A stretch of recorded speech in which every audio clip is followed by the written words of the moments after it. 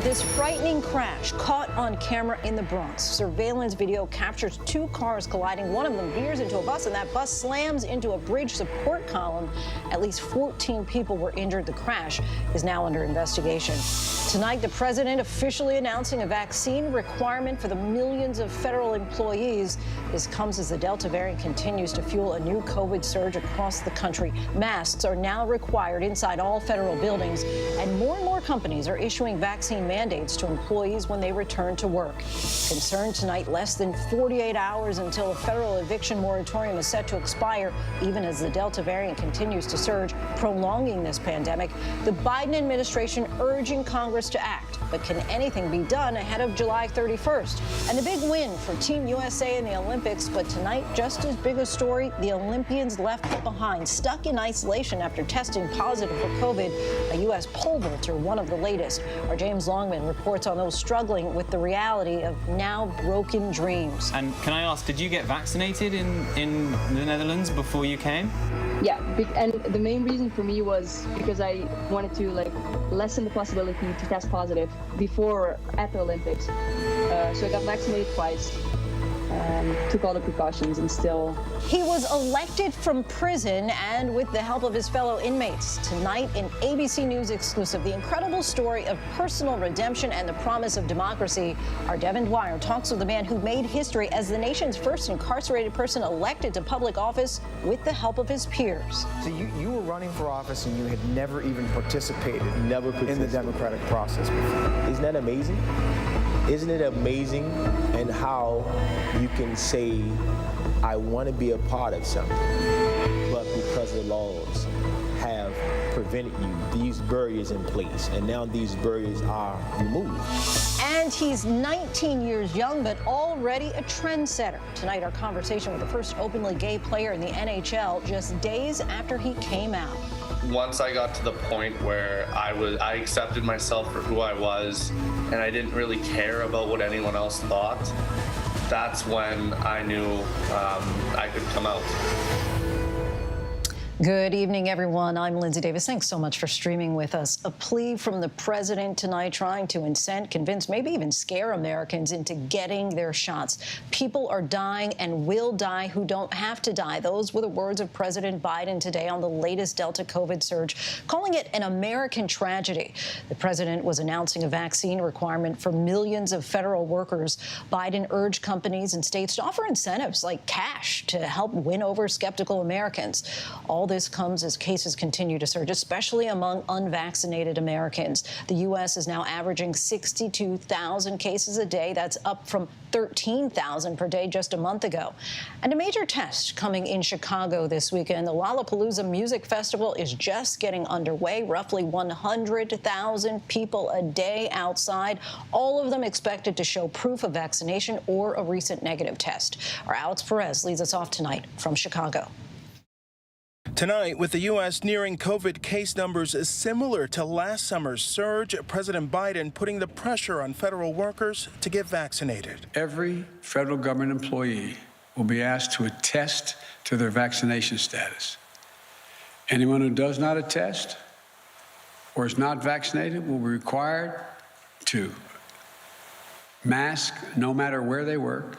The requirement impacting more than 4 million workers, including federal contractors and members of the military. The U.S. government, the largest employer in the country. Biden pushing the private sector hard to do more on mandates. We all want our lives to get back to normal. And fully vaccinated workplaces will make that happen more quickly and more successfully. The president also urging states to give $100 vaccine incentives to each person who gets a shot. His announcement coming as the pace of vaccinations picks up, with over 2.7 million new shots administered just in the last week, up nearly 18% from the previous week. Still, the U.S. is now averaging nearly 62,000 new cases a day. Major companies like Facebook, Google, and Netflix taking action, all announcing they will require most employees to be vaccinated. Walt Disney and Disneyland reinstating their mask policies starting Friday for everyone age 2 and up, regardless of vaccination status. Disney is the parent company of ABC. Today, Arkansas's governor reinstating its public health emergency, saying he will call a special session to overturn a ban on mask mandates for K through 12 public schools. The state also asking the White House to send a surge response team. And in Chicago, the four-day music festival Lollapalooza kicking off just hours ago. About 100,000 people expected each day. I got vaccinated. I made sure the people that I'm with are vaccinated. I'm going to have a mask with me. The Delta variant is spreading through the U.S., the number of hospitalizations nearly matching where they were last August, as over 33,000 received treatment, 10,000 more than a week ago. Our Trevor Alt was at Florida's Tampa General, where nearly all of the COVID patients are unvaccinated, and the average age is in the 40s. It feels like it's an impending storm. I don't think there's anything that's there's no off-ramp to this getting worse, unfortunately. And as we learn more about breakthrough infections, the CDC now recommending vaccinated people be tested if they come in contact with someone with COVID, even if they have no symptoms. And Pfizer making the case for booster shots, revealing new data shows after 6 months, their vaccine's efficacy dropped from 96% to 84%. That data from March, before the Delta variant became the dominant strain. But some health experts saying not so fast. I still do think booster shots may be needed for frail elderly, certainly for the immunocompromised. But I don't believe right now, based on the data, that kind of broad general population is going to need a booster shot. Of course, we're still waiting that final confirmation about whether we need that third booster shot or not. Alex Perez joins us now from Chicago. Hundreds of thousands expected to soak in the music outside of Lollapalooza all weekend long. Organizers trying to take some precautions, but I'd imagine that officials are concerned about a possible surge after this. Yeah, Lindsay, they are very concerned. You can see the big crowd of people here behind us attending the festival. Everyone who gets into the festival needs to provide proof of a vaccine or have a negative test to get into the festival. Health officials here in the city, of course, plan to be watching this closely, not only during the festival, but in the days to follow. The city has said they're concerned, most concerned when the number of cases in the city, positive cases, approaches about 200, and we're sort of flirting with that number right now, Lindsay. It seems like a number of those people are holding masks in their hands, just not actually wearing them on their faces. Of course, they are outside. Alex Perez, our thanks to you. We now turn to the difficult situation for millions of American families as the pandemic eviction moratorium is set to expire on Saturday. The Supreme Court has said that it can't be extended without an act of Congress, but time is running out. Here's ABC's Steve Osinsami. Millions of Americans who, because of the pandemic, are having trouble paying the rent are watching the clock run out tonight on rules that keep them from getting evicted from their homes. If no one in Washington does anything about it in time, the federal hold on evictions will expire on Saturday. Giovanni Bush is a lawyer in Florida who says he's working with hundreds of renters who could get thrown out into the street. A lot of people that are facing eviction are very much in the process of not knowing what to do and trying to figure out where their kids will go to school in the next couple of months if they're going to be evicted. The Trump administration put the eviction moratorium in place last summer, and public health officials at the CDC in Atlanta have extended it 3 times, saying last month that this was their final extension of the moratorium. Adding insult to injury, money that Congress has set aside to help renters in trouble isn't getting to these Americans. Of the $47 billion, only about $3 billion has made its way to renters through their states and cities. In New York State, for example, they've handed out almost none of this money. Steve Osinsami joins us now. And Steve, the White House is urging Congress to take action. Can they get something done in time? That's a good question. You know, there are a group of Democratic lawmakers in Congress who are trying to get something done, putting a plan together that they hope would extend the hold on evictions until the end of the year. But the problem is that the House goes on recess tomorrow, and anything they come up with would have to make it through the Senate by Saturday, and that is a tall, tall order at this point. Lindsay? Right, certainly the 11th hour, and this is coming up again just days before the expiration, but concerns on eviction have loomed over millions of Americans throughout the pandemic. It has, you know, and part of the problem here is that no matter what happens here, even if by some chance they're able to pull this off and extend the hold on these evictions, it doesn't eliminate the past due rent. The rent is due for many millions of Americans who are trying to pay the rent in the middle of this pandemic. So this is still a financial hardship for many millions across this country. Lindsay. Steve Osunsami, thanks so much. And let's go now to Washington and ABC's congressional correspondent Rachel Scott. Rachel, President Biden today discussing that new policy calling on federal employees to get vaccinated or to face weekly testing. But he's already getting some pushback. Is the White House having difficulty on the messaging on this? Lindsay, before this announcement was even made by the president today, he was already getting pushback to this. You had Republicans over on Capitol Hill and across the country calling this an overreach, mocking the administration's decision. And then, of course, you had some unions come out and say that they feel like the administration is really forcing their hand here, that this violates Americans' rights to have a choice. I posed that question today to the deputy press secretary. She says there is still a choice to get vaccinated, but the reality is for federal workers who choose not to, it will be significantly harder for them in the sense that they're going to have to get tested. They're going to have to wear a face mask, as everyone is going to have to do on federal grounds. The White House is really trying to push these vaccinations forward, even to the point of encouraging states to use money from the American Rescue Plan to give $100 to those who get vaccinated, Lindsay. Yeah, the president doing what he can to compel people to go ahead and get those shots. And we just spoke to Steve about those efforts to extend the eviction moratorium.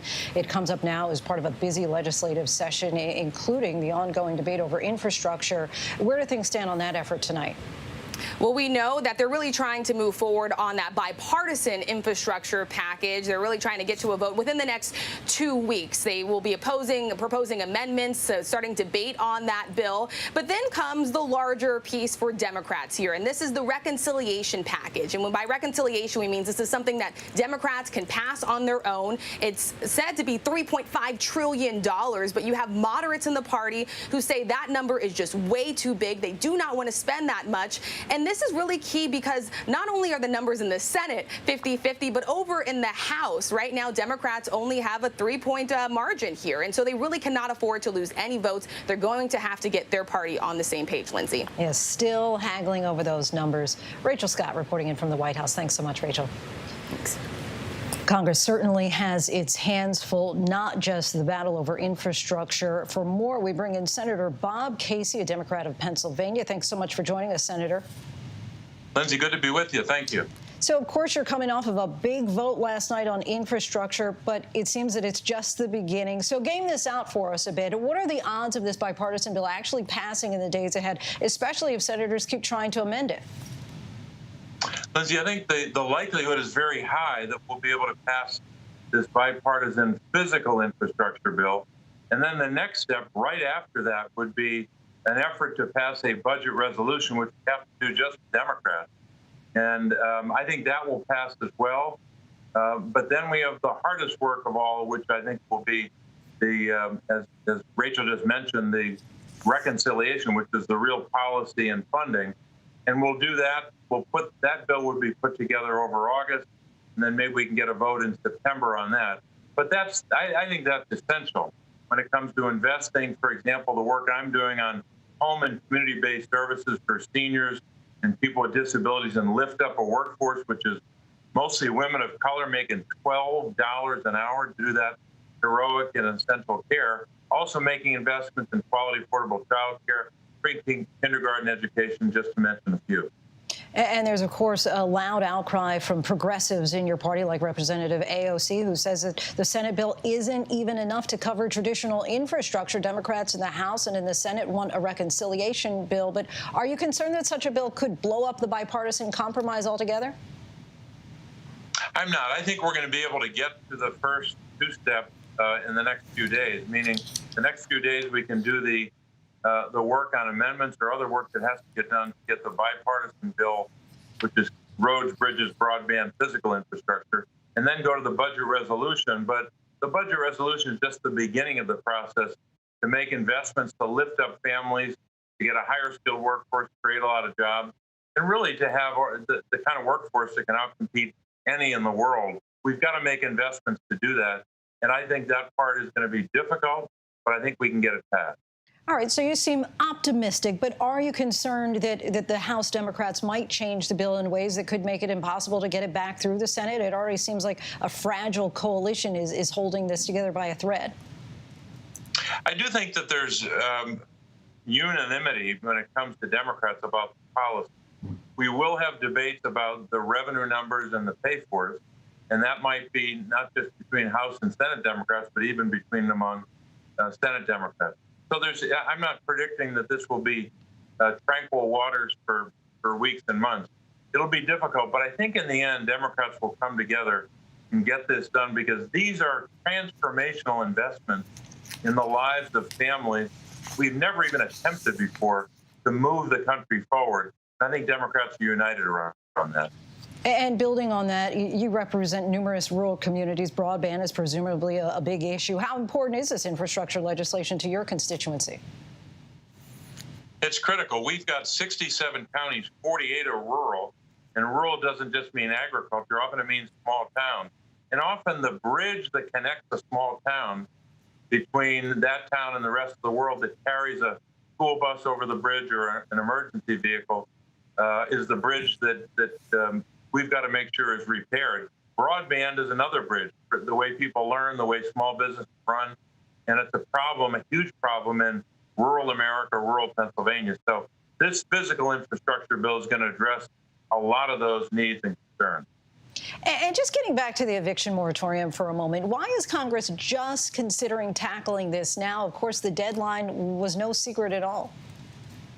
Well, I think we got to take action, and it is late, but better late than never. I believe we've got to give people relief because of the predicament that the pandemic and a terrible economy into the last couple of months put them in a predicament that no one was prepared for.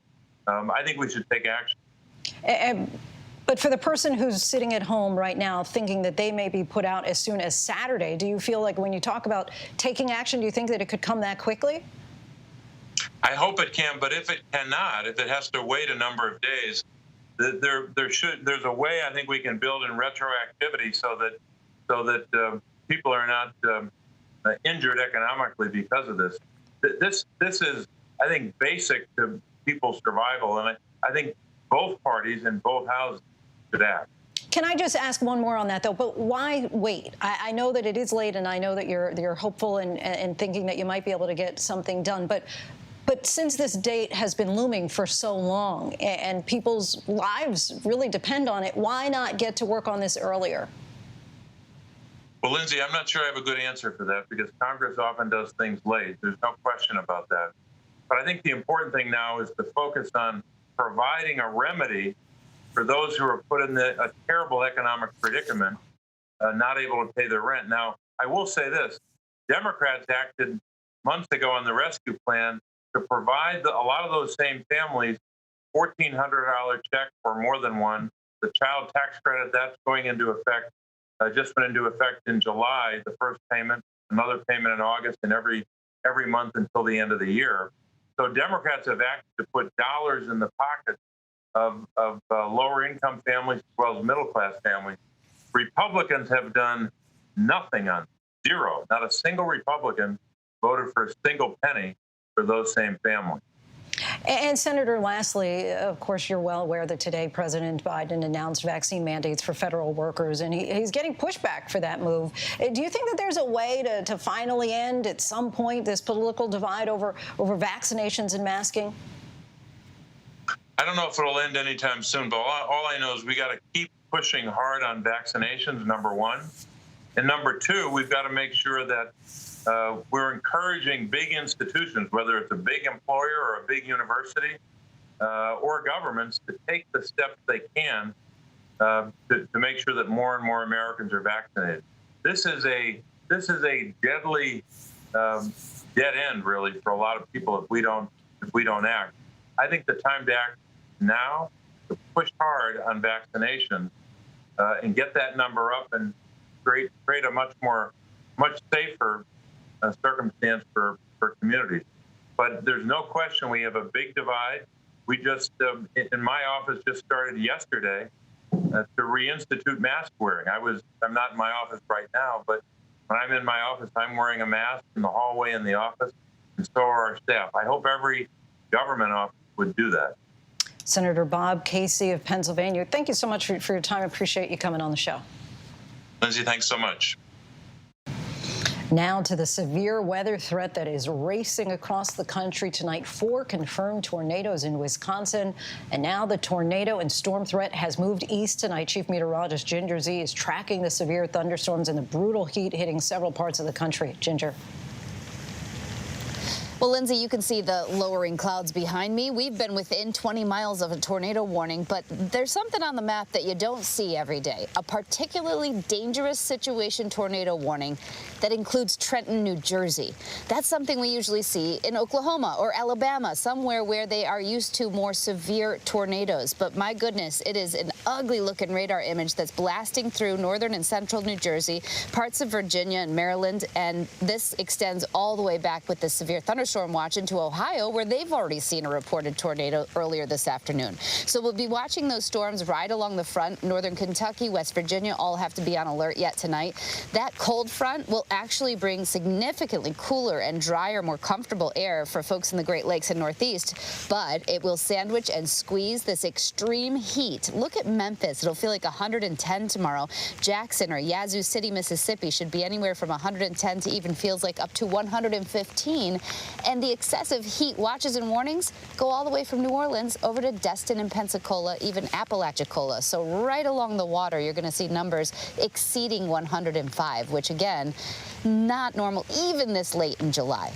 Those maps really lit up as far as the storm that's moving across tonight. And Ginger, I think we all need a little bit of good news. It sounds like there is some positive news tonight as far as the relentless drought much of the West is dealing with.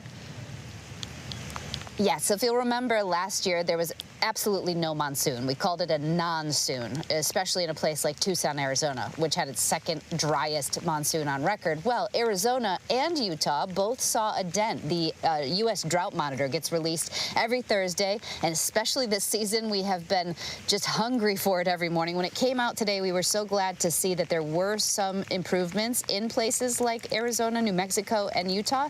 Now, they've got a long way to go, mind you, and it's going to take a lot more than this and potentially years to come back from it in some places. The unfortunate news is we are seeing an intensity of the drought for the Pacific Northwest, Washington State, Oregon, down into Northern California, that Klamath River, the Columbia River, having major salmon kills and other issues. It's not good for everybody, Lindsay. Clearly, that is the case. Ginger Z, our thanks to you. Stay safe. Now to the Olympics in Tokyo, and a major win for Team USA. American gymnast Sunisa Lee taking home the gold medal in the women's gymnastics all-around competition, the same competition that her teammate Simone Biles withdrew from this week. But while athletes like Lee are living out their Olympic dreams, the cloud of COVID has really dashed the hopes of Olympians who tested positive since arriving in Tokyo, those tests putting them in isolation and unable to compete. ABC's James Longman spoke with one of those athletes on what it's been like to come so far and then lose their chance to compete for gold. 5 years spent training for your dream, only to spend 10 days stuck inside a tiny hotel room. That's the reality for Dutch skateboarder Candy Jacobs. That was just heartbreaking. Like, I've never had a broken heart, but that must have been it. She tested positive for COVID after 3 days in the Olympic Village. She was removed and placed in this hotel. She missed her competition and a chance she can never repeat. Now it gets really tough because this is a moment I can never redo. Like, it's never going to be the first time skateboarding ever in the Olympics. And every time someone's going to talk about the Olympics, this is going to be what they think of when they see me. And Jacobs is one of the rare breakthrough cases. Can I ask, did you get vaccinated in the Netherlands before you came? Yeah, and the main reason for me was because I wanted to lessen the possibility to test positive before or at the Olympics. So I got vaccinated twice, took all the precautions, and still... She's called conditions in isolation inhuman. There's no space. There's not even a little... I found the emergency door, and there's a little gasp of air coming through it. And sometimes, when I get to pick up my food, I'll stand there for a minute. So that's it went from the Olympic dream to this real quick. Mentally, it's a mission, Like, I'm definitely trying to take it day by day. Trying to hold on to normality, she does kickflips to pass the time. The 31-year-old protested the conditions, refusing to leave the hotel lobby until changes were made to allow them some fresh air. She was eventually allowed into a room with 6 other people to stand in front of an open window for 15 minutes a day. Yesterday, we went on a little strike. We were like, okay, this needs to change.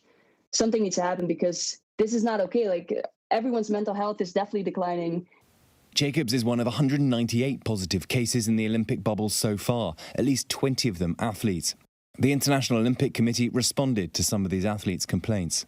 Obviously, it's tough for any athlete when they're sick or injured in the lead up to this major event. And on top of that, if it happens to be COVID-19, you end up in an isolation hotel, which is really hard, however wonderful the conditions were. Now, I have to give tribute to Tokyo 2020 and many other colleagues who've worked tirelessly to make sure that the conditions in the hotel are as good as possible. American pole vaulter Sam Kendricks is the latest Team USA member to test positive. The double world champion will miss his competition too. But officials are adamant the numbers are very low. Outside the Olympic stadiums, though, COVID now at its highest level in Tokyo than at any point in the pandemic, with more than 3,800 new cases. It did feel that opposition to these games had waned a little bit here in Japan, but now we've just had massive COVID numbers reported. The Delta variant is here, and that opposition could reignite. Candy has seen none of these busy streets. There's virtually no human interaction. Of course, the intercom goes off and it tells you what to do. Like, it tells you you have to take your temperature twice a day and check your blood oxygen. There's an intercom. They have a voice. They have an announcer in the room to tell you what to do. There's like a. Yeah. It's not like there's not like people, whatever. It's just an intercom in the room that says it's tuned. You get like a little note, and then it's like, it's now time to pick up your dinner. But even as her Olympic dreams slip away, she manages to keep smiling. And I try to offer a silver lining.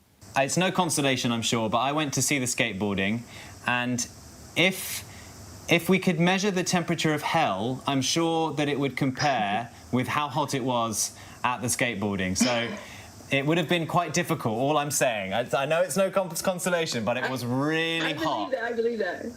And now I'm going to prepare for Paris 2024. So I have a little way to go. But still, what a disappointment for some of these athletes who've trained all their lives and now not able to compete. James Longman joins us now from Tokyo. James, so difficult, again, for them to miss their shot at Olympic glory. But Japan seems to really be taking a very strict approach here to any positive tests among athletes. Well, that's right, Lindsay. I mean, the medical director of these games said yesterday that if an athlete tests positive, there's really no way around it. They have to isolate. And actually, there was a bit of a scare yesterday when the US athlete, Sam Kendricks, when he tested positive, he was understood to have come into contact, possibly, with some of the Australian track and field athletes. And then we heard that the entire Australian track and field contingent had to go into isolation. That is some 50 athletes. Thankfully, they were all tested and they were found not to have COVID. But it just shows you the kind of razor-edge worry there is here about COVID. And actually, when I spoke to Candy Jacobs, she said that there's that missing link. The issue here is the travel. It's people coming into these games. It's actually, when they're in the bubble, they seem to be quite safe. It's actually the journey here that's the problem. She tested positive because someone on her plane had it. So if you think about the Delta variant surging around the world, that's the problem for these athletes coming into these games. But beyond that, of course, in Tokyo, the COVID numbers just keep going up. 3,800 in the last 24 hours, and the hospitals now, we understand, are starting to fill up too. And remember, 2 more weeks of these games, plus the Paralympics, there's a long way to go. Lindsay? Right, you were certainly right on that. Meanwhile, the games themselves, that big win in women's gymnastics for Sunisa Lee, taking home the all-around competition gold medal. Tell us more about her. Oh, she's extraordinary. Lindsay, I mean, we were all glued to our television sets here in Tokyo watching last night. The thing about her is that she was amazed that she won. I mean, she said, this is such a surreal moment. I just feel like I could never have been here ever. It doesn't even feel like real life. And the reason is she's gone through a lot. Lindsay. She had a number of pretty serious injuries that could have ruled her out. She actually lost an aunt and uncle to COVID over the last year, and her father had a horrific accident that left him paralyzed from the waist down. He went out to help a neighbor cut a tree when Sinisa was just 16 years old. This is a couple of years ago. He fell out of that tree and was paralyzed. That was the same year that she graduated to become a senior gymnast and went on to win all kinds of accolades there. So she really has this ability to overcome adversity. And of course, this week, all the drama of US women's gymnastics, she put that out of her mind. She focused and she won that gold. It was absolutely extraordinary. Lindsay? Able to overcome all those obstacles. James Longman in Tokyo. Thank you so much. When we come back, the famed sommelier charged with arson. Police say this wine expert set fire to outdoor dining areas. The investigation into why.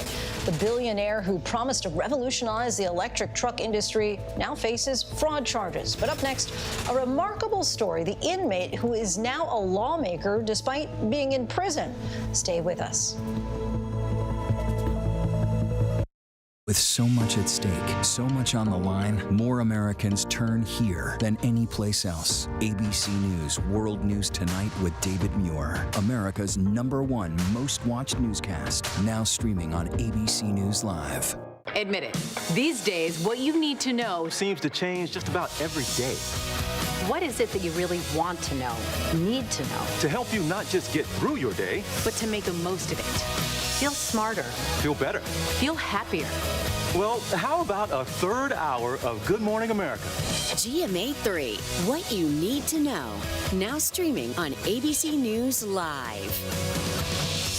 It's all about you. Robin Roberts, George Stephanopoulos, Michael Strahan. Wake up with America's #1 most watched morning show. ABC's Good Morning America. The world may feel out of your control, but your happiness doesn't have to be. Learn the secrets to happiness. Listen to the 10% Happier podcast, free on Apple Podcasts. ABC News honored winner for the second straight year with the Edward R. Murrow Award for Overall Excellence in Television. ABC News, America's #1 news source. Now streaming on ABC News Live 2020. True crime, cinematic, real-life drama, stunning, the unthinkable. Follow the clues, The Hunt. True crime 2020. Now streaming on ABC News Live. This is what being live is all about. This is ABC News Live. All right, we're going to move back. Let's move back. We're surrounded by people squeezing into this bomb shelter. We're on an urgent delivery run. Not afraid to go there. So my question, Mr. President, what are you so afraid of? Breaking news, live events. This is the moment. Streaming straight to you, anytime, anywhere. You just met one friend right here.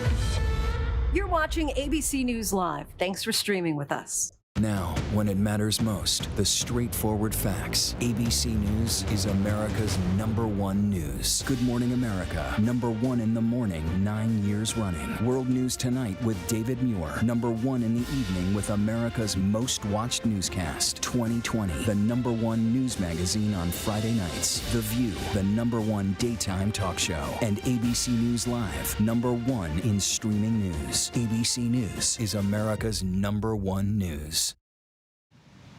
Welcome back. Tonight, more than 1.3 million people are in prisons across this country. A highly disproportionate number are Black and Latinx men.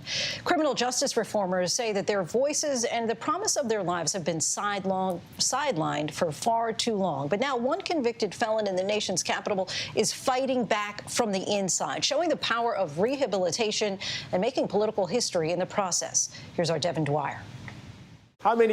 From his cell block inside D.C. jail, Joel Castone is forging a new path to redemption. One of my primary jobs is not only mentoring, but also being able to give you all wholesome content. Money coming in. He teaches economics, leads Christian worship, and mentors dozens of fellow inmates in a program he helped create. And this spring, he turned to politics. Who are your constituents? Who are the people that you're representing? Yes, my constituents, first and foremost, the largest voting bloc of my constituents are incarcerated people. After 27 years locked up for murder as a teenager, Castone launched a campaign for a seat on D.C.'s Advisory Neighborhood Commission and won, becoming the first person in the nation's capital to win election while incarcerated. Had you ever voted before? I never voted before. So you were running for office and you had never even participated in the democratic process before. Isn't that amazing? Isn't it amazing and how you can say, I want to be a part of something, but because the laws have prevented you, these barriers in place, and now these barriers are removed. So what we're doing here in D.C., we're actually setting the standard for the nation. And you dressed the part. I will be your biggest advocate. His election is pushing the boundaries of voting rights after D.C. last year joined just Maine and Vermont in allowing felons to cast ballots and run for office from behind bars. Most countries in the world, unlike the U.S., allow people to vote while they're incarcerated. In some countries, they actually bring the ballots to the prisons, and others they allow it by absentee. In other words, in most places, you don't lose your humanity, you don't lose your civil rights, social rights, political rights when you're incarcerated. Commissioner Castone says his election shows the power of a second chance. In 1994, it was here in Southeast D.C. that as a teenager swept up in a culture of drugs and guns, Castone was arrested and later convicted in the shooting death of another young black man. I was heartbroken, I know that. Delonte Uzzle, Castone's cousin and best friend, says the tragedy of that day shows just how unforgiving life on the streets could be. You could get hurt walking to the store. If Joel was fighting, we had to fight. If I was fighting, they had to fight. How have you noticed Joel change? He's always been that guy since I can remember. Always like the best reading groups, always been smart. Were you shocked when he was elected as a commissioner in D.C.? I was shocked, but it wasn't a surprise. That's just always been him. The family of the victim in Castone's case has given its full endorsement in a statement to ABC News saying, "We believe in forgiveness and we hope Joel will do good work in the community." As a teenager, I was once a drug dealer myself. I was once a gunman myself as a teenager, and I paid a huge penalty for that. That's my incarceration. But throughout my incarceration, the best advice my queen gave me was find God, and I sought God. His queen is his mother, still a guiding light for Castone as he embarks on a 2-year term to represent residents in one of the poorest parts of the city. Maybe he's going to take that experience and share how he got through it, and so others won't have to. That would be good. Some people are going to look at this with disdain, but a lot of people are going to think this is somebody who's really taking a step in the right direction. His district includes D.C.'s jail, a nearby women's shelter, and this luxury apartment complex he's never seen. How can you represent a group of people, a community, when you're cut off from a big segment of that community? I would definitely answer that question by saying something no one expected, the global pandemic. A lot of meetings, a lot of engagement has taken place over Zoom. So now as an ANC commissioner, one of the things I do have access to is a computer. So you're Zooming from inside this cell block? I'm Zooming from the inside. You have an office inside I'm inside the office. Yes, I do, yes. You oversee everything from liquor license approvals to sidewalk repair to public safety. Can you credibly advocate for public safety from in here? I can, because those matters are matters that matters to my constituents. And so it behooves me to educate myself. Joel Castone has probably more than any person in the country that I've heard of. He has the right to redeem himself and to have another chance. Georgetown professor Mark Howard has taught Castone and encouraged him to run for commissioner. He calls him a model for the nation. He's just so bright, outgoing, positive, inspirational to everyone around him. He represents not only the people in his district, but he represents all incarcerated people by showing what they're capable of. Castone has taught himself Arabic and Mandarin, studies the Bible in French and Spanish, and has published a curriculum of books to help inmates learn the basics of investments and savings. We want people on the inside thinking like citizens, and it seems oxymoronic, right? However, if we can get them thinking this way while they're in the inside, the overarching goal is that that would be the mindset on the outside. So we're changing the narrative. Later this year, he expects to start his next chapter on parole. Living in the district he'll represent as commissioner while chasing his passion for entrepreneurship. Just taking the spotlight off me for a second, I think all lives matter, all voices matter, everyone's voice matter. And I think that when you look at a story like mine, oftentimes we would just cast off individuals who are inside of carceral spaces and think that he or she does not have a value. I believe that my story demonstrates that, yes, we do have value. Seeking redemption through politics and public service and hoping to restore faith in life after prison. For ABC News, I'm Devin Dwyer in Washington. Giving a lot of people hope and purpose. Our thanks to Devin for bringing us that story. Still ahead here on Prime, the mysterious jetpack man is spotted again. Our conversation with the first openly gay player in professional hockey. And it's Earth Overshoot Day. What does that mean? We take a look by the numbers. But first, our tweet of the day, Robin Roberts giving a shout out to all the interns on this National Interns Day. And we salute our exceptional interns, Anna Catherine Ping and Sarah Beth Guevara, as well as all the interns across the country.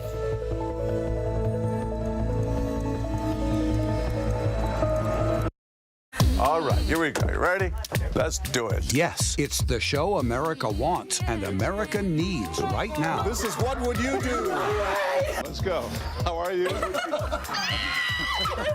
Yeah. So what will you be watching Saturdays on ABC News Live? What would you do? Hey, I guess I just found out. The What Would You Do Marathon, 12 to 6 Eastern, every Saturday on ABC News Live. My favorite show. This is what being live is all about. This is ABC News Live.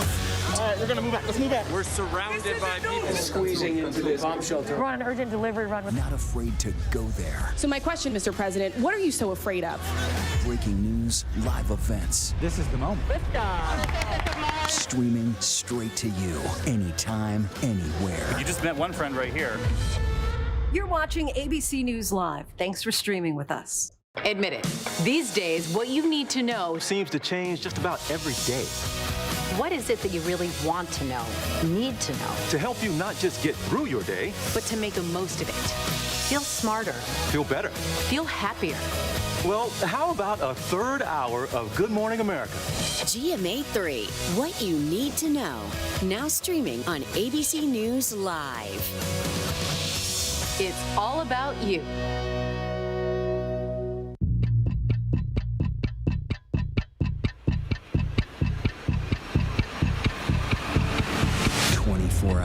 Assault on the Capitol, the ABC News original, exclusively on Hulu, now streaming. With so much at stake, so much on the line, more Americans turn here than any place else. ABC News World News Tonight with David Muir, America's #1 most watched newscast, now streaming on ABC News Live. The world may feel out of your control, but your happiness doesn't have to be. Learn the secrets to happiness. Listen to the 10% Happier podcast, free on Apple Podcasts. Robin Roberts, George Stephanopoulos, Michael Strahan. Wake up with America's #1 most watched morning show. ABC's Good Morning America. ABC News honored winner for the second straight year with the Edward R. Murrow Award for Overall Excellence in Television. ABC News, America's #1 news source. Welcome back, everyone. Now to some grim environmental news. Today is Earth Overshoot Day. That marks the date each year when the demand for Earth's ecological resources exceeds what the planet can actually regenerate. We take a look by the numbers. With 155 days still to go in 2021, humans have already surpassed what global resources can sustain in a single year. That's according to the Global Footprint Network. Humans now use 74% more natural resources than what the planet can remake. This can result in more carbon accumulating in our atmosphere, fewer trees, and of course, climate change. Humans have been overshooting the planet's resources actually since the 1970s, but since then, the so-called Earth Overshoot Day has moved up by 5 months. It used to take us until December to reach the planet's resource limit each year. Now, it's only July. Carbon emissions, which are so harmful to our environment, are estimated to increase nearly 5% in 2021 compared to 2020. Last year, the Earth's natural forest resources decreased by 0.5%, largely because of deforestation and the Amazon rainforest. And we still have lots to get to here on Prime tonight. The state that's suing Grubhub will explain why. The tributes tonight after the passing of the infomercial king. But first, look at our top trending stories on abcnews.com.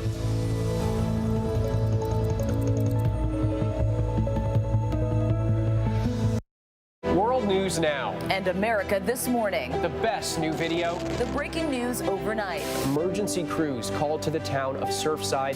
U.S. airstrikes hitting targets in Iraq and Syria. The stories people are talking about. You don't want to shave your legs? Don't. I was going to say. Oh my. Got it. And what to expect in the day ahead. ABC World News Now and America This Morning. Starting at 2 a.m. Eastern. Up all night to keep you up to date.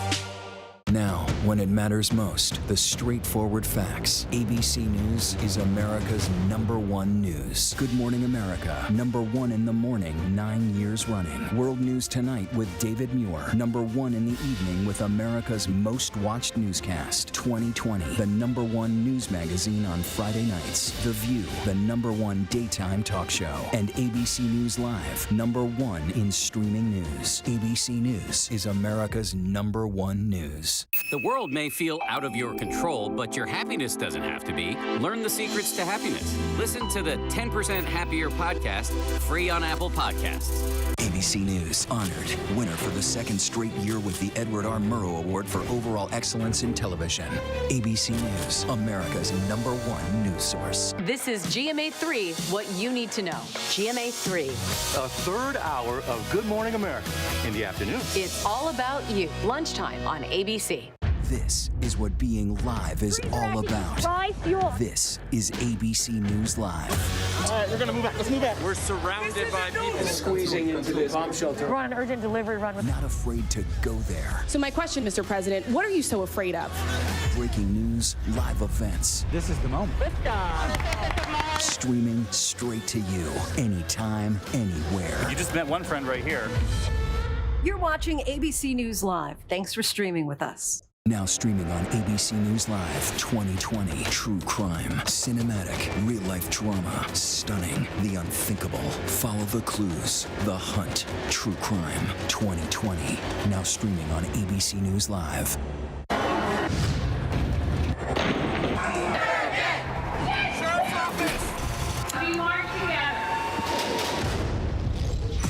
The most powerful stories of our time, anytime. Nightline.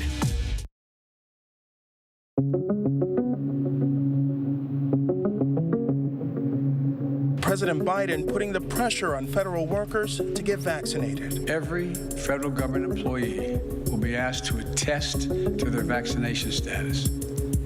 Anyone who does not attest or is not vaccinated will be required to mask no matter where they work.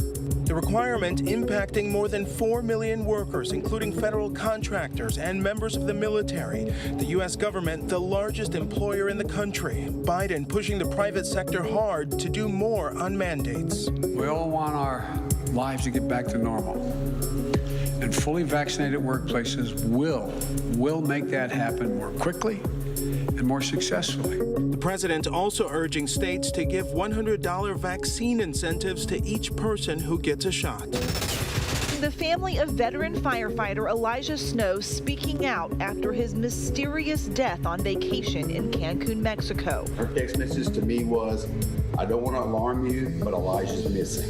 The 35-year-old father of two was celebrating his 10-year anniversary with his wife Jamie at the Royalton Chic Suites Cancun. His body was reportedly found at another hotel. Snow's stepfather speaking exclusively to ABC News, saying on the night his stepson died, Snow and his wife had a few drinks at the hotel bar. His wife went to bed. He stayed out, but she woke up in the middle of the night alone, concerned that he had not come back to their room. Soon after, his wife filed a police report with local authorities. They told her that he'd been found, and what they told her was it was homicidal without suspects.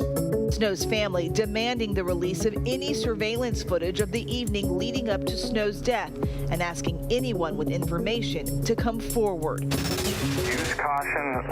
There was a report of a man in a jetpack around 5,000 in the vicinity of Los Angeles. The FBI is investigating after pilots over LAX spotted a man wearing a jetpack hovering at around 5,000 feet in the air. Use caution. The jetpack guy is back.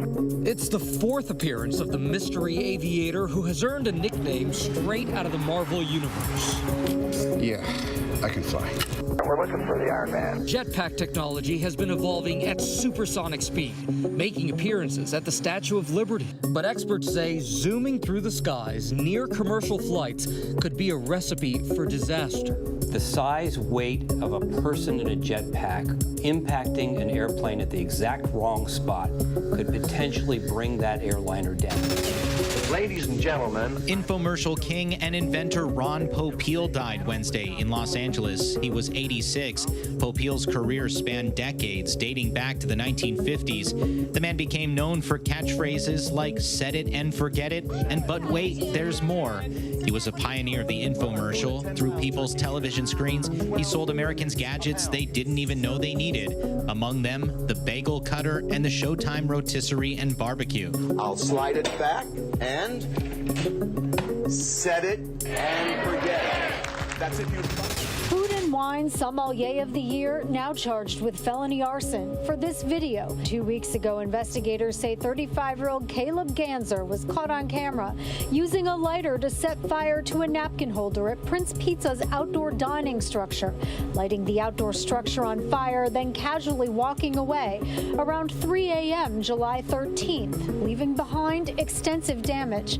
In January, he allegedly set fire to a dining shed outside Forsythia restaurant on Stanton Street.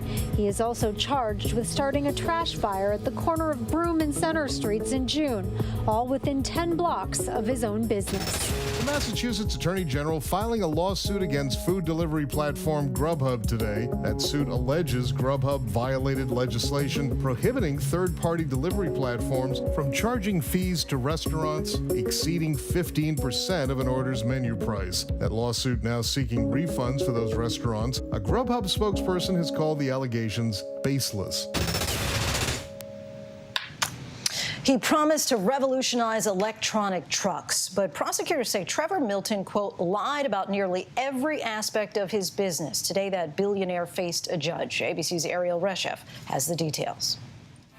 He's the billionaire tycoon who promised to revolutionize the trucking industry with vehicles powered by hydrogen and electricity. This truck is by far the most state-of-the-art truck ever built in history. This thing fully functions and works, which is really incredible.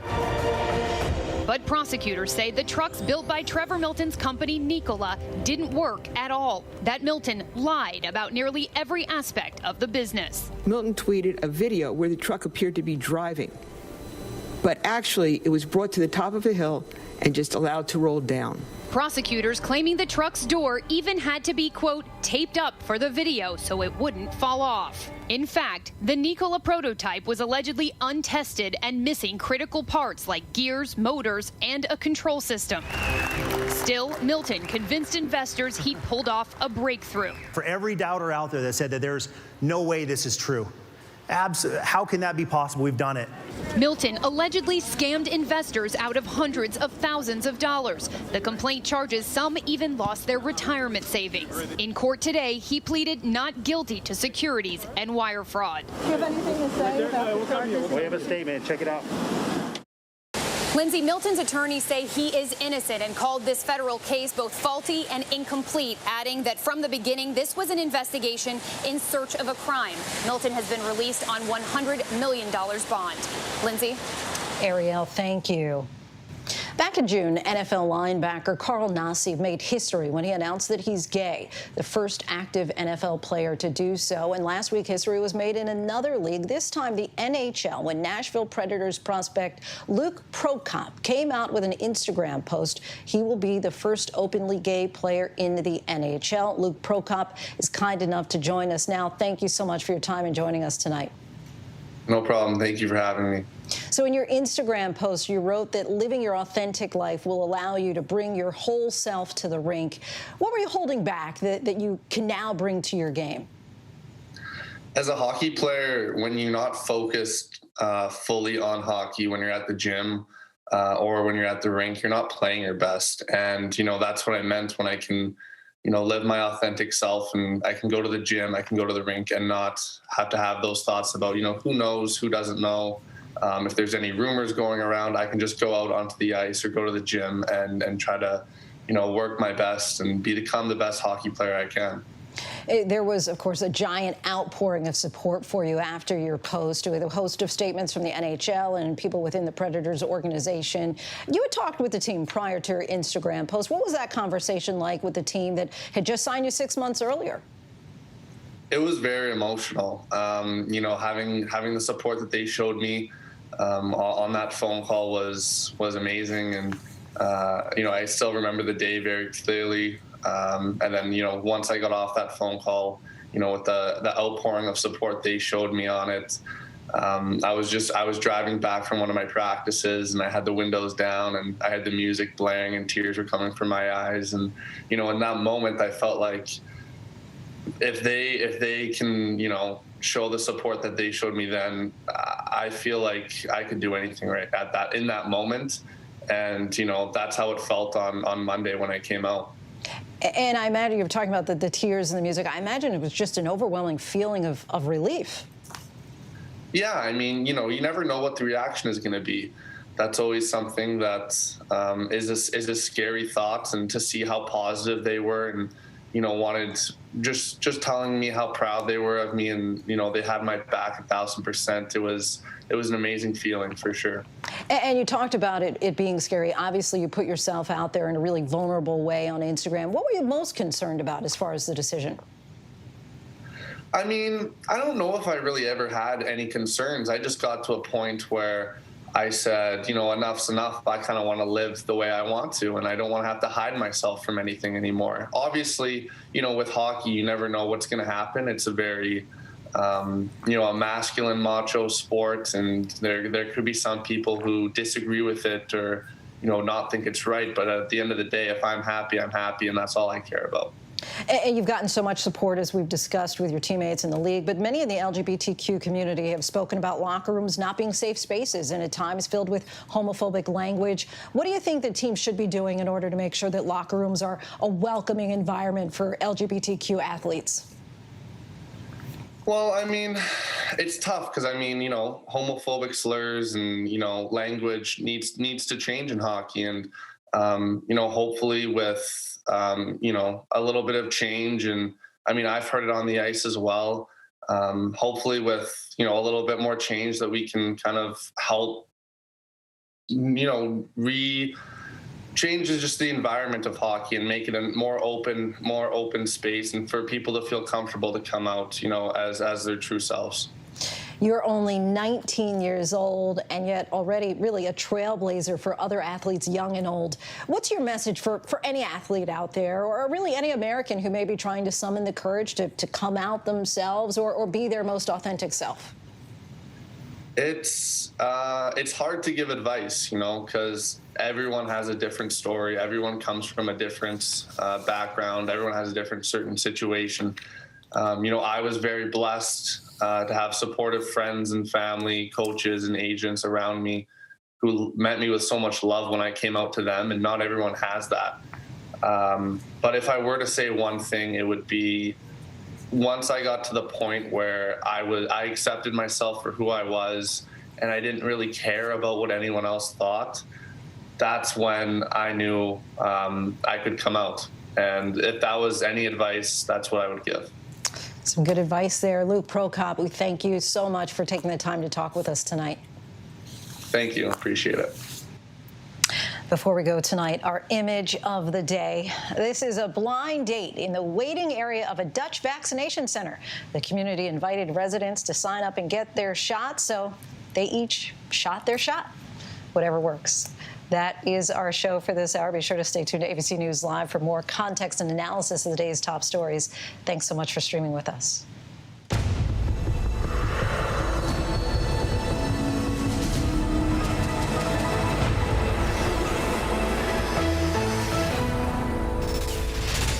Coming up in the next hour, we're staying on top of several things, including the Navy sailor charged with setting the worst fire outside of combat in recent memory. And we travel to music icon Prince's secret music vault on the heels of his new posthumous album being released. Admit it, these days, what you need to know seems to change just about every day. What is it that you really want to know, need to know? To help you not just get through your day, but to make the most of it. Feel smarter. Feel better. Feel happier. Well, how about a third hour of Good Morning America? GMA 3, what you need to know. Now streaming on ABC News Live. It's all about you. I know what happened, and I'm not guilty. Why the fascination with criminal trials? Figure out what's really out there. She revealed she had murdered his family. I know in my heart they did this. It's the time of suspicion. The ending's really tough. You don't know whether truth is going to be difficult to find unless you try to find it.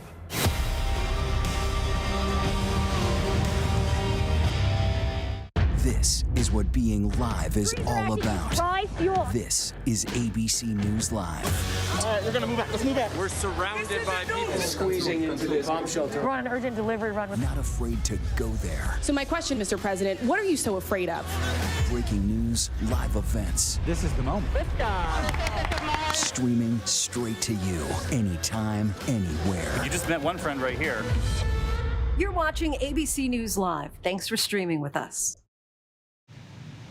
Hey there, I'm Lindsay Davis. Thanks so much for streaming with us. We're monitoring several developments here at ABC News at this hour. Tonight, disgraced former Archbishop Theodore McCarrick has been charged with sexual abuse of a minor. McCarrick is accused of sexually assaulting a 16-year-old during a wedding reception in the 70s. He was defrocked in 2019 after a Vatican investigation found him guilty of sex crimes. New economic numbers show the recovery is gaining steam. The U.S. economy is now back to pre-pandemic levels after the GDP grew at an annual rate of 6.5% in the second quarter. Economists say growth could be higher if supply chain bottlenecks and a lack of available workers weren't holding things back. Actress Scarlett Johansson is suing Disney, our parent company, over the release of her new movie, Black Widow. The actress says the company breached its contract with her by simultaneously releasing the film in theaters and on Disney+.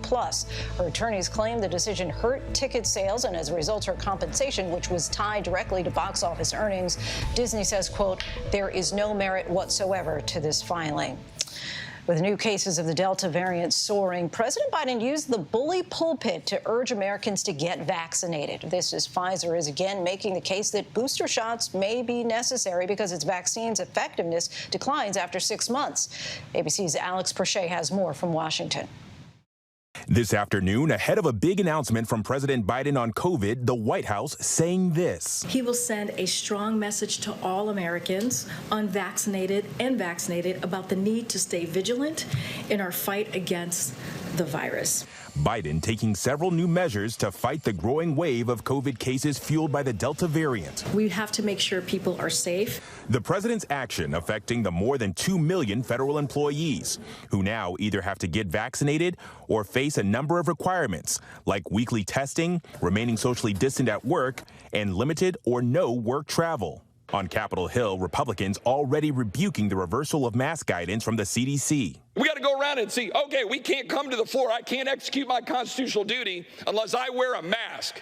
Well, which is it? Vaccines or masks? And there's a disconnect on mask policy. To say that wearing a mask is not based on science, I think is not wise. Speaker Nancy Pelosi mandates masks on the House side of Congress. On the Senate side, masks are simply recommended. But from coast to coast, the mask debate is becoming more common, as at least 45 states are seeing an increase in new COVID hospitalizations. Masks will be required indoors in Washington, D.C., even for the vaccinated, starting Saturday. And Washington State now recommends masks indoors regardless of vaccination status. But 7 states have banned mask mandates. Pfizer is also calling for booster shots to better protect against the Delta variant. The company revealing new data showing after 6 months, their vaccine's efficacy against COVID dropped from 96% to 84%. And that data comes from March, before the Delta variant became the dominant strain. Ultimately, the FDA will determine whether booster shots are needed. Right now, they're not considering them for the general public, but they are reviewing to see if the immunocompromised would benefit. Lindsay? Alex, thank you. Now to the difficult situation for millions of families as the pandemic eviction moratorium is set to expire on Saturday. The Supreme Court has said it can't be extended without an act of Congress, but time is running out. Here's ABC's Steve Osunsami. Millions of Americans who, because of the pandemic, are having trouble paying the rent are watching the clock run out tonight on rules that keep them from getting evicted from their homes. If no one in Washington does anything about it in time, the federal hold on evictions will expire on Saturday. Giovanni Bush is a lawyer in Florida who says he's working with hundreds of renters who could get thrown out into the street. A lot of people that are facing eviction are very much in the process of not knowing what to do and trying to figure out where their kids will go to school in the next couple of months if they're going to be evicted. The Trump administration put the eviction moratorium in place last summer, and public health officials at the CDC in Atlanta have extended it 3 times, saying last month that this was their final extension of the moratorium. Adding insult to injury, money that Congress has set aside to help renters in trouble isn't getting to these Americans. Of the $47 billion, only about $3 billion has made its way to renters through their states and cities. In New York State, for example, they've handed out almost none of this money. Our thanks to Steve Osunsami. Heartbreak and questions for the family of a Texas firefighter who died while on vacation in Cancun. As ABC's Morgan Norwood explains, there's a lot of mystery surrounding the death of this father of 2. The family of veteran firefighter Elijah Snow demanding answers in his mysterious death in Mexico. Her text message to me was, "I don't want to alarm you, but Elijah's missing." The 35-year-old father of 2 was celebrating his 10-year wedding anniversary with his wife Jamie at the Royalton Chic Suites in Cancun. His body was reportedly found at another hotel. In an exclusive interview with ABC News, Snow's stepfather says the night Snow disappeared, he and his wife had drinks at the hotel bar. She eventually went back to the room and went to bed, but he stayed out and never returned. When she woke up in the middle of the night and realized he still wasn't back, she reported him missing to police. Jamie noticed when she was getting into the police department, she saw a photocopy of Elijah's driver's license in one of the police officers' hands. That is where they told her that he'd been found, and what they told her was it was homicidal without suspects. Mexican authorities have not said where specifically Snow's body was discovered, but said in a statement that he was found stuck in a bathroom window and that he died of mechanical asphyxia, likely due to the position he was trapped in, adding it's important to point out that no signs of violence were found at the scene. It's just so out of character for him to try and get into a room. The only way he would do that is if he was in fear for his life and he knew that was his last resort to try to get through there. Snow's family is demanding the release of any surveillance footage of the evening leading up to his death. They're also asking anyone with information about this to come forward. Lindsay? Morgan, thank you. Next to the fire that destroyed a warship docked off of San Diego last year. You may remember the story. The USS Bonhomme burned for 4 days, and it was the Navy's worst U.S. warship fire outside of combat in recent memory. Well, tonight charges have been filed. Will Carr joins us now from California. Will, the Navy says that a sailor is to blame?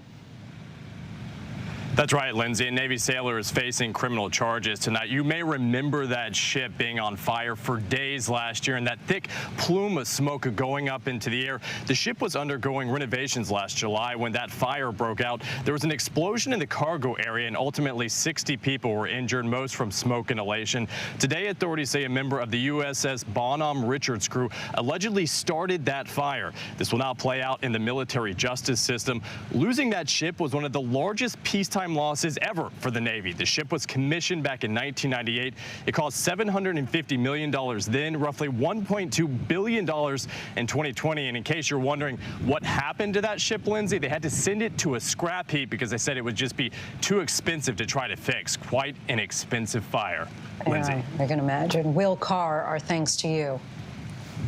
Our next guest is Julie K. Brown, an award-winning investigative journalist with the Miami Herald, whose groundbreaking three-part series in 2018 exposed deceased sex offender Jeffrey Epstein and his alleged co-conspirator Elaine Maxwell, who's pled not guilty to charges against her.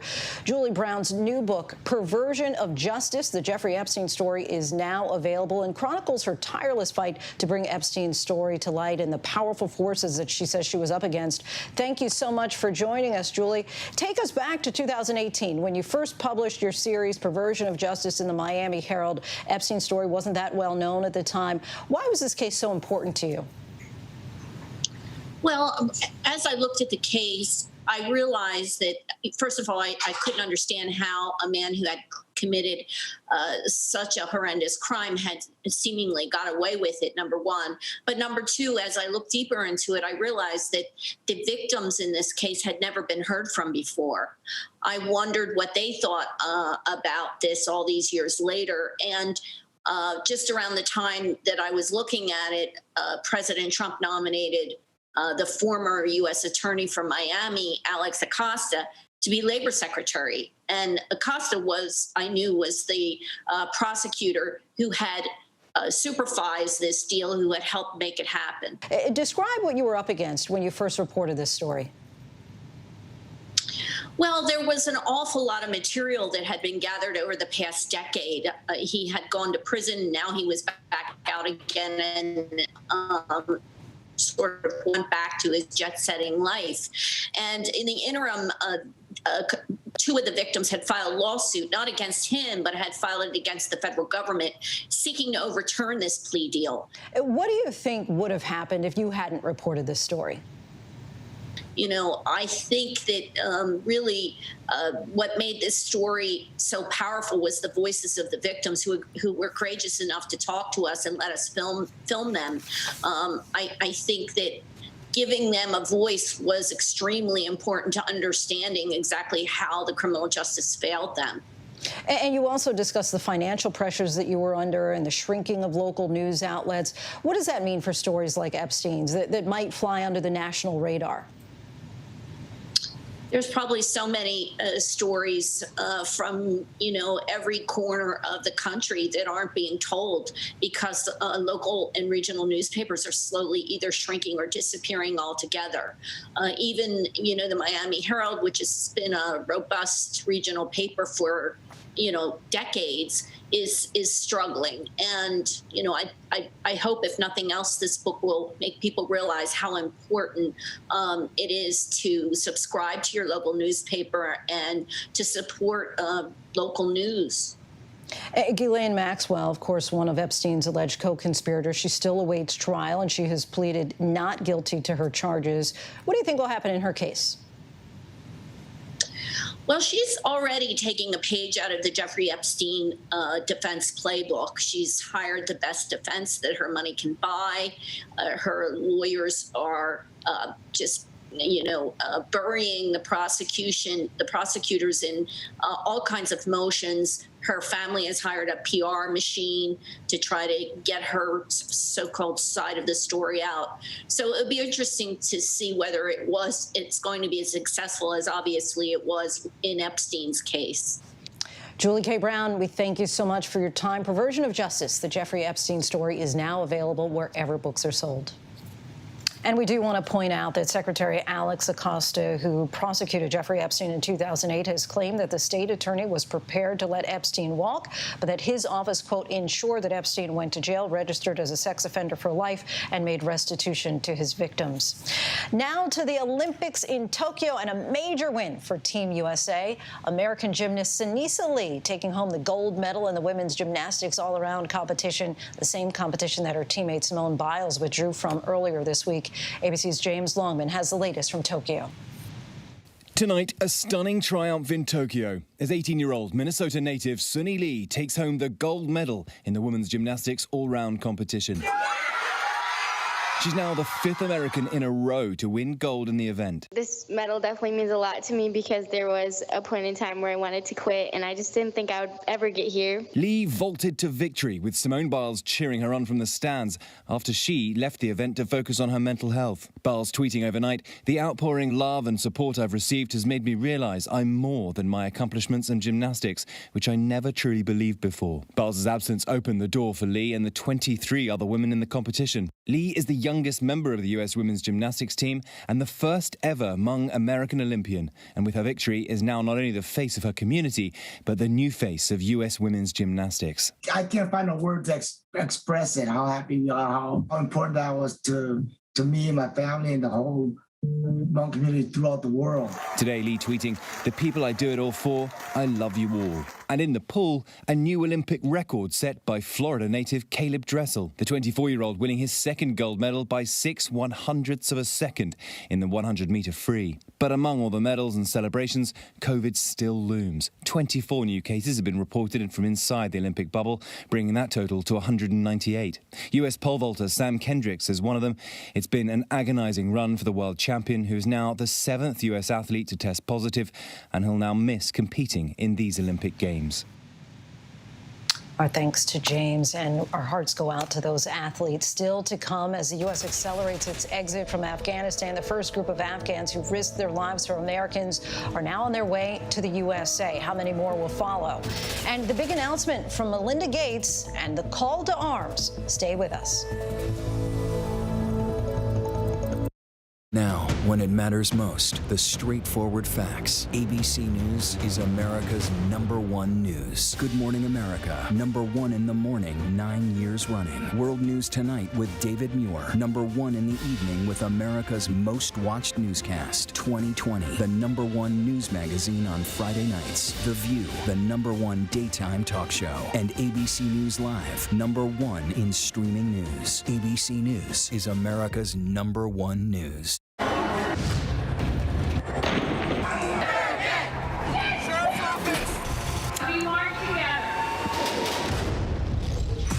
The most powerful stories of our time, anytime. Nightline. Now streaming on ABC News Live 2020. True crime, cinematic, real-life drama, stunning, the unthinkable. Follow the clues, the hunt. True crime 2020. Now streaming on ABC News Live. Admit it. These days, what you need to know seems to change just about every day. What is it that you really want to know, need to know? To help you not just get through your day, but to make the most of it. Feel smarter. Feel better. Feel happier. Well, how about a third hour of Good Morning America? GMA 3, what you need to know. Now streaming on ABC News Live. It's all about you. All right, here we go. You ready? Let's do it. Yes, it's the show America wants and America needs right now. This is What Would You Do? Let's go. How are you? Hug you. Yeah. So what will you be watching Saturdays on ABC News Live? What would you do? Hey, I guess I just found out. The What Would You Do Marathon, 12 to 6 Eastern, every Saturday on ABC News Live. My favorite show. This is what being live is all about. This is ABC News Live. All right, we're going to move back. Let's move back. We're surrounded by people squeezing into this bomb shelter. We're on an urgent delivery run. Not afraid to go there. So my question, Mr. President, what are you so afraid of? Breaking news, live events. This is the moment. Streaming straight to you, anytime, anywhere. You just met one friend right here. You're watching ABC News Live. Thanks for streaming with us. Welcome back, everyone. We're tracking several international headlines at this hour. The first Afghans who worked as interpreters for the U.S. military are being evacuated and could be arriving in the United States as soon as tonight. These arrivals are the first after President Biden pledged to support Afghans who served alongside U.S. troops, many of them facing threats from the Taliban since the U.S. military withdrawal. Approximately 750 Afghans have already been approved and have cleared security screenings. Israel's prime minister announcing today that the country will offer a COVID-19 booster shot to people over the age of 60 who have already been vaccinated. This comes after Israel had one of the world's most successful vaccination drives earlier this year. The decision comes as infections continue to rise and concerns that the efficacy of the vaccine may decrease over time. The container ship Ever Given, which you might remember was blocking the Suez Canal for 6 days back in March, well, it's finally arrived in Rotterdam. The ship was held by Egyptian authorities for more than 3 months over a financial dispute. The delay created one of the worst shipping jams in years. Now to an exclusive announcement from Melinda Gates and Pivotal Ventures, the winners of the Equality Can't Wait Challenge, awarding $40 million toward women's equality organizations. Gender inequality is a big issue in this country, and they're hoping to change that. Here's ABC's Eva Pilgrim. I'm so excited. This is amazing. Cheers of elation and hope. It's going to mean a lot to a lot of girls. From the winners of the Equality Can't Wait Challenge, a program launched by Pivotal Ventures and funded by powerhouse philanthropists Melinda Gates, Mackenzie Scott, and Stacey Schusterman. $40 million split among 4 proposals. Our country will be in a better place when women have equal power and influence to direct dollars and decisions, policies and perspectives. But progress isn't happening fast enough on its own. If we want to crack the patterns of history, it's time to start doing things differently. With over 550 proposals submitted, winners were chosen for their potential long-term impact. We are celebrating projects that will focus on caregiving in our country, that will support young women as they navigate their way through high school, college, and early in their careers. One of the winners, Alicia Ortega of Native Women Lead, says this is a huge step forward for Indigenous women. This investment has really just given us so much hope and inspiration and validation for the work that we're doing, that it's going to really catapult in so many ways, so many women in our community, and really show them what is possible. Our thanks to Eva for that. It's been more than 5 years since musical artist Prince died at his home in Minnesota, but his memory and music certainly live on, including his new posthumous album, Coming to America. ABC's Trevor Old got a chance to sit down with some of Prince's old collaborators to talk about it.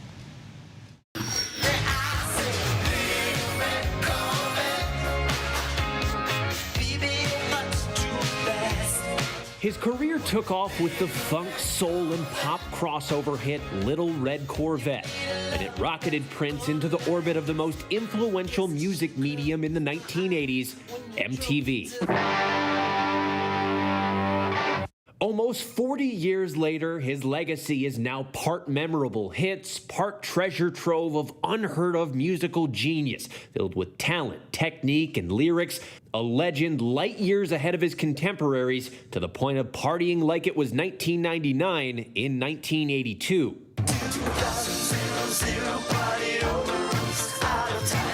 And this summer, a posthumous album, Welcome to America, a release of music written and recorded more than a decade ago, none of it heard by the public until now. I sat down with some of the artists behind the album to talk about the everlasting impact of Prince, a man very few knew personally, but everyone heard. We got the old crew together. I would imagine you got a lot of memories in this sound booth. Yeah, I do, man. And you know, Studio B is just like, it's special to me. But this building and this whole place is just a magical place, you know? Yeah. I mean, you can kind of feel it. Yeah. For sure. The crazy thing about when Prince was here is that you could smell him, even though you couldn't see him. You know, he just like, it's like you could tell he had been in the room because he smells like $1 million. You know, it's a lot of energy. You can feel it. It feels like home. It's always a little sad because we miss Prince, but then it's beautiful because the memories. If somebody asks you about what it's like to work with Prince, do you have a story that you tend to go to? For me, just thinking about the Super Bowl and how cool, how just unbothered he was. Everybody else was freaking out. I mean, everybody was freaking out. Dearly beloved, we are gathered here today to get through this thing called life. Oh no, let's go! Even when Prince made a mistake, he said it's only a mistake when you stop. That's the way cats do it. That's what made all of those, Frank Sinatra's and all of those people so great. There was no there was no auto-tune. So they could dance on the spot, they could sing on the spot, they could do something to make it just still make a show out of it. And he studied that. He wanted us all to study that. Free, home of the brave.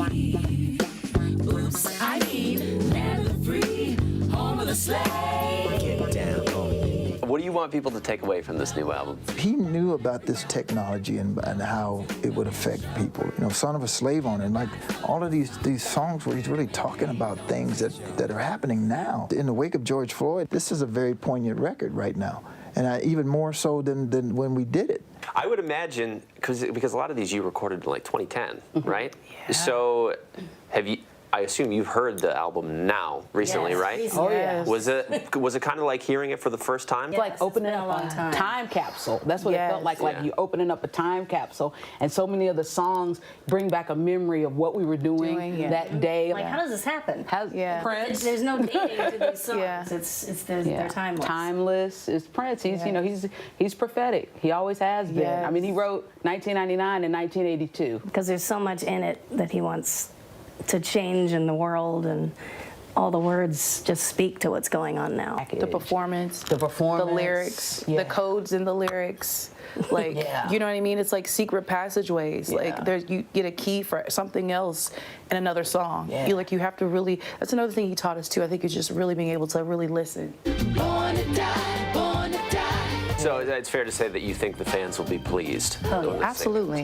Yes. Yeah, it's a gift. It is. It's a gift, and I hope they receive it as such. Blast from the past with that Super Bowl performance from Prince. Our thanks to Morris, Shelby, Elisa, Liv, and the folks at Paisley Park. Remember, Prince's posthumous album, Welcome to America, is out everywhere tomorrow. And our thanks to Trevor Alt for that. One last note before we go. Congratulations to the first overall pick in the NBA draft tonight. Oklahoma State point guard Cade Cunningham, selected by the Detroit Pistons. 60 players will have their NBA dreams turn into a reality before the end of the night. Best wishes to Cade and all the new prospects set to enter the league. That is our show for tonight. Be sure to stay tuned to ABC News Live for more context and analysis of the day's top stories. I'm Lindsay Davis. Thanks so much for streaming with us, and have a great night.